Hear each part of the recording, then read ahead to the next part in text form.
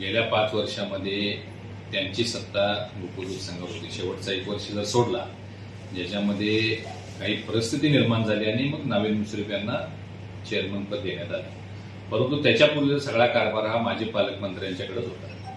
त्यात काय झालेले घोटाळे आहेत, काय भ्रष्टाचार आकडे आहेत, ते सगळं जग जाहीर आहे. आज ते काही जरी म्हणत असतील, आज काल त्यांचं स्टेटमेंट मी पत्रकार परिषद बघितली की यापूर्वी मुख्यमंत्री किंवा वरिष्ठ नेते कधी सहभाग घेत नव्हते. वस्तुस्थिती आहे, कारण 25 वर्षे माडिक साहेबांच्या ताब्यात दूध संघ असताना पारदर्शक कारभार होता. त्यामुळे कोणाचा हस्तक्षेप करण्याचा प्रसंग किंवा प्रयत्न झाला नाही किंवा प्रसंगी आला नाही. परंतु गेल्या पंचवार्षिकला माननीय मुख्यमंत्री महाविकास आघाडीचे ठाकरे साहेब होते, त्यावेळी त्यामध्ये हस्तक्षेप झाला, नाहीतर यांचं पॅनलच त्यावेळी झालं नसतं.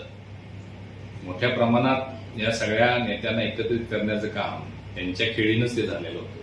आणि आता जर ते म्हणजे ठीक आहे, त्यांनी आता लोकशाहीमध्ये निवडणूक लढवण्याचा अधिकार त्यांना आहे, त्यांनी पॅनलची घोषणा केली, ती नेहमीची पद्धत आहे त्यांची, ते करू देत.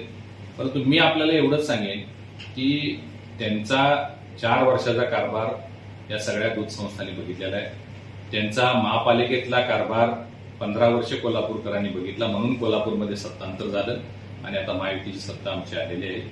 त्याच पद्धतीनं यावेळी त्यांनी कितीही प्रयत्न केला, किती त्यांच्याकडे एकच अस्त्र आहे, ते म्हणजे व्हिटॅमिन एम. त्यांनी कितीही काय प्रयोग केले तरी गोकुळचा निकाल महायुतीच्या बाजूने होणार. आणि ज्या पद्धतीनं राजाराम कारखान्याचा 21-0 निकाल झाला, ज्या पद्धतीनं आमच्या भीमा कारखान्याचा त्यांनी खूप प्रयत्न केले, खूप खर्च केला, 15-0 असा निकाल झाला, त्याच पद्धतीने गोकुळ दूध संघामध्ये सुद्धा 25-0 असाच निकाल होणार आहे.